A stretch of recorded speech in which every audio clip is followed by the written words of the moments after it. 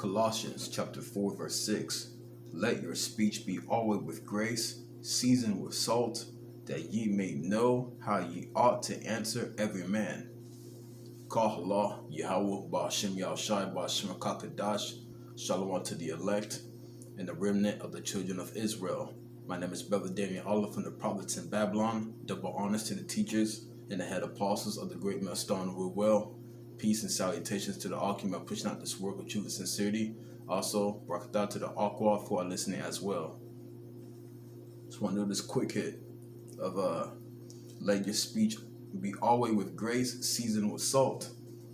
I had a conversation with one of the younger brothers in the camp, and how when you're within the brotherhood, or whenever you're like out and about, whether you're in the grocery store or the auto shop or at work, let your speech always be with grace and seasoned with salt.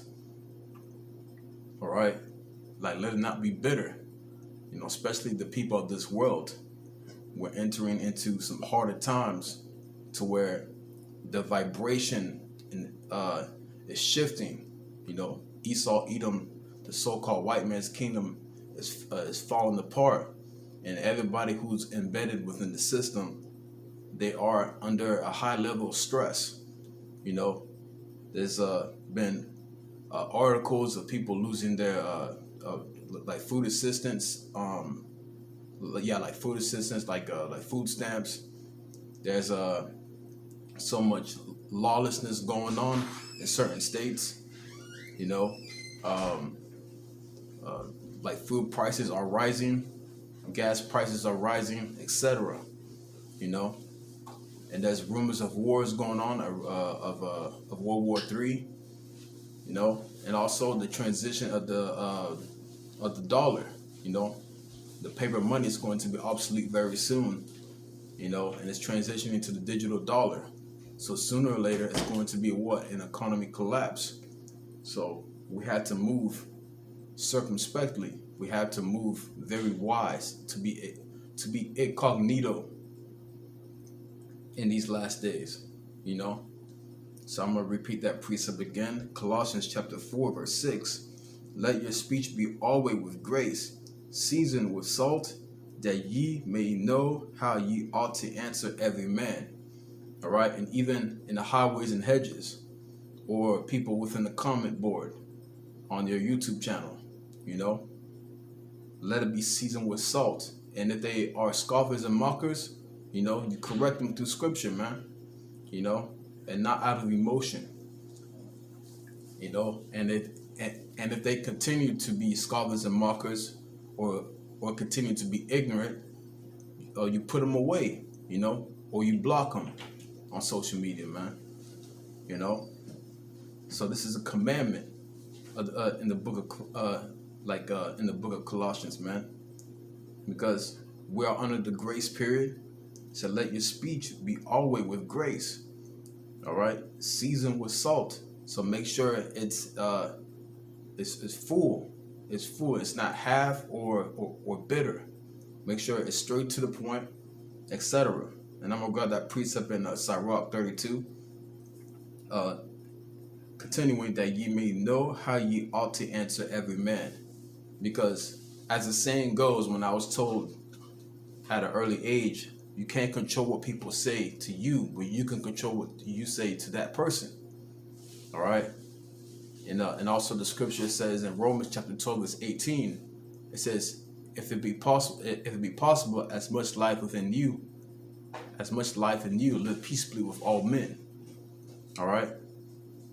Because we're transitioning into a kingdom, and we got to have the kingdom mindset, how to treat each other, mainly your brothers within the truth, how to speak to them, and how to treat them as such.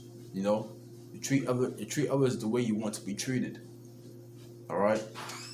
It goes hand in hand, and it goes a long way. And the Lord sees that. He watches that every single day, because what? The elect always desire mercy, and you would want mercy when someone speaks to you.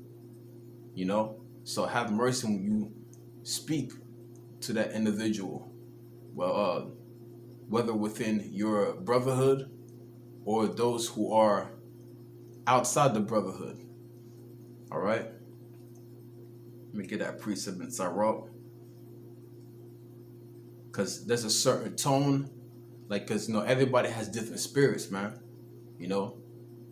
Like, everyone has a different spirit, character, uh, and there's certain ways you got to speak to people, like certain tone, certain words, like Paul, Apostle Paul, when he beguiled the people wherever, wherever he went, he beguiled, he was, kind of like fitted in a way, but he applied wisdom,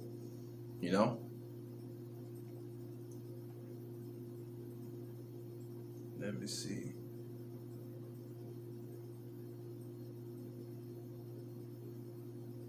I think let thy speech be short.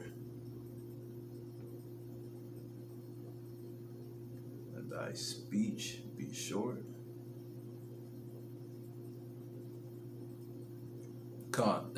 Sirach 32. So this is the book, Sirach, Ecclesiasticus, chapter 32, verse 8. Let thy speech be short, comprehending much in few words. Be as one that knoweth and yet holdeth his tongue. You see? So pretty much, you have to be straight to the point.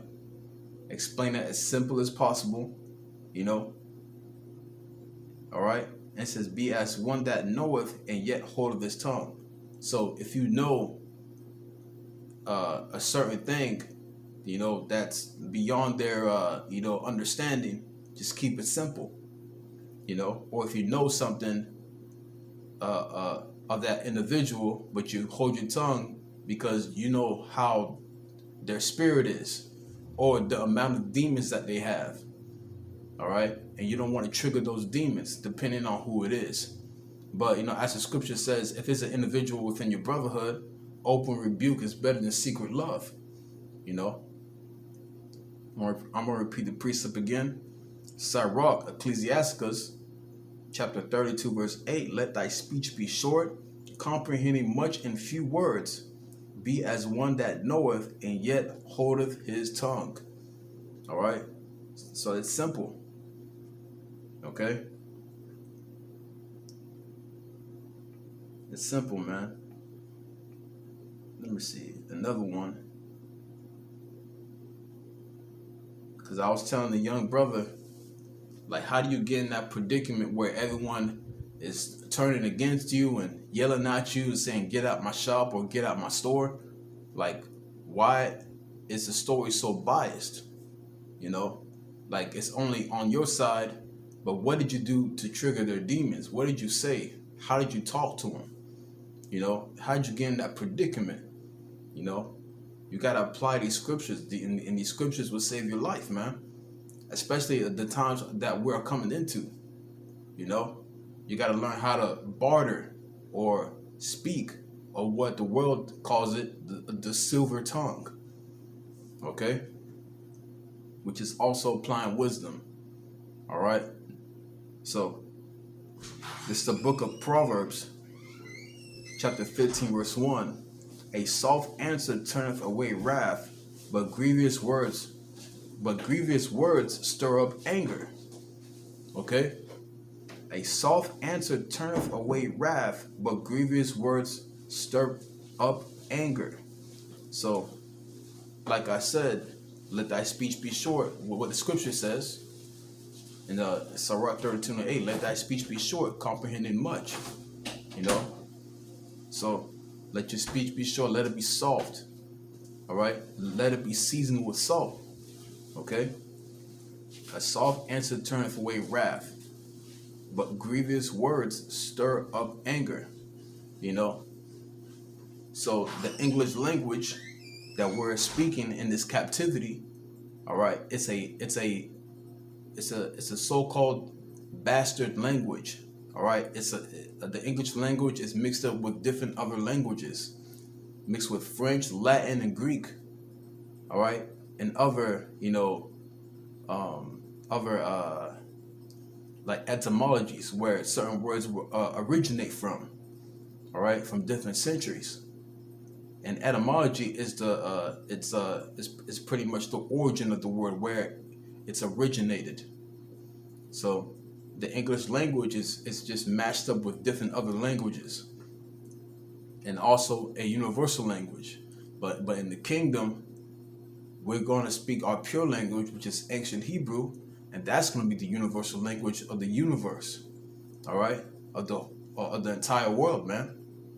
Okay, we're going to be back to our heritage. We're going to have everything back. But for now, we're speaking the heathen's language, which has no force, like the Hebrew.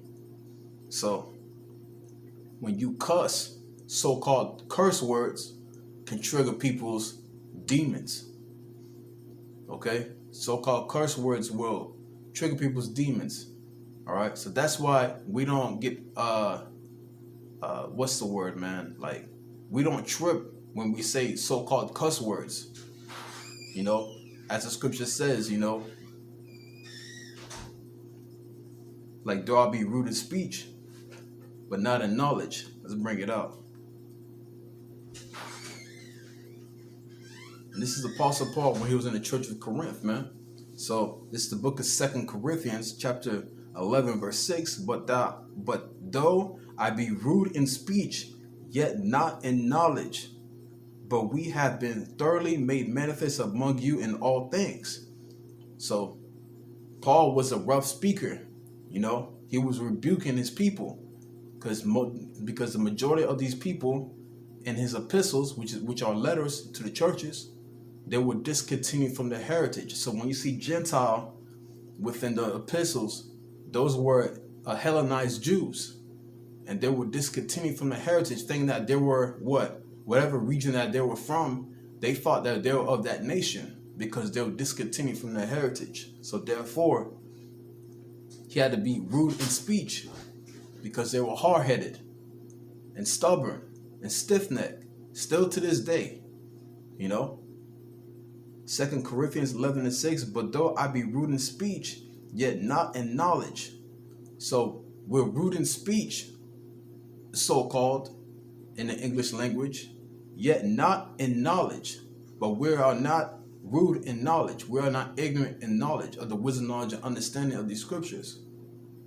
You know, we try our best not to say the so-called curse words or anything to offend, but what the scripture says, it says it, you know. So we have to say what we say when we prophesy. As the scripture says in Isaiah 58:1, cry aloud, spare not, lift up thy voice like a trumpet, show my people their transgressions, and the house of Jacob their sins. So we can't spare nobody, whether we do it lightly or rude in speech. Because our people our people are what? Our people are stiff-necked. But when it comes to the brotherhood, open rebuke is better than secret love. You know, and when we're out, you know, on our daily lives, we gotta be careful with our words. All right. So, but when it comes to prophesying, we can't spare nobody. First, beginning with our people, because the Lord said that in 1 Peter 4:17 that He's going to start out with His house first, the house of Israel first, man. He's going to do a cleanup with His own people first, the Israelites, the so-called blacks, Hispanics, and Native Americans who dwell in Babylon the Great. All right. So let me bring out this last precept, and this is a great precept for brothers within the brotherhood and in this truth. Okay, so excuse me. All right, this is the book of Galatians, chapter 6, verse 1.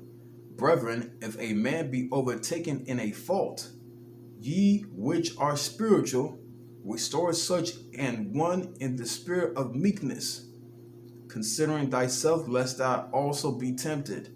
Let's read that again.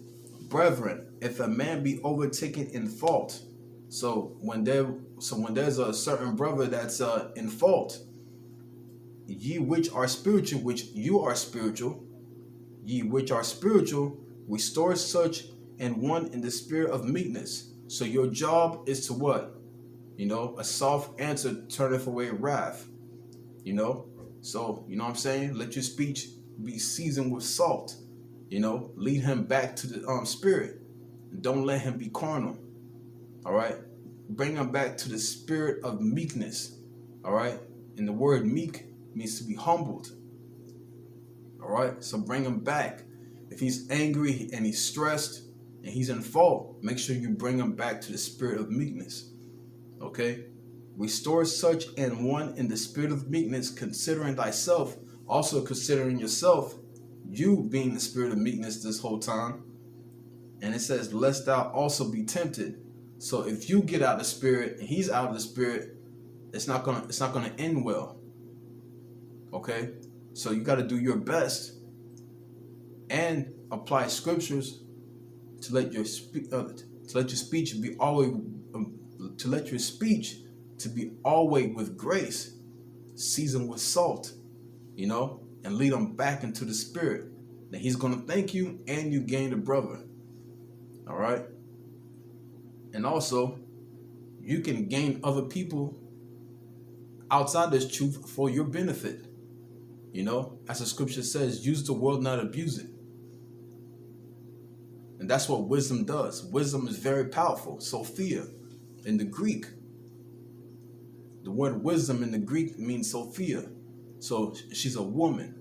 All right. So when you apply wisdom, she's going to deal with you more and more and more and more. And she's going to reveal things more and more to you. And then you're going to apply more scriptures. And then she's going to guide you. And the great chapter to read about wisdom is the Wisdom of Solomon, chapter 7. All right. So I hope this class was edifying to the elect. Call Allah, Yahweh, Ba'ashim Yahshua, Ba'ashim Akakadash. Till next time I say Shalom.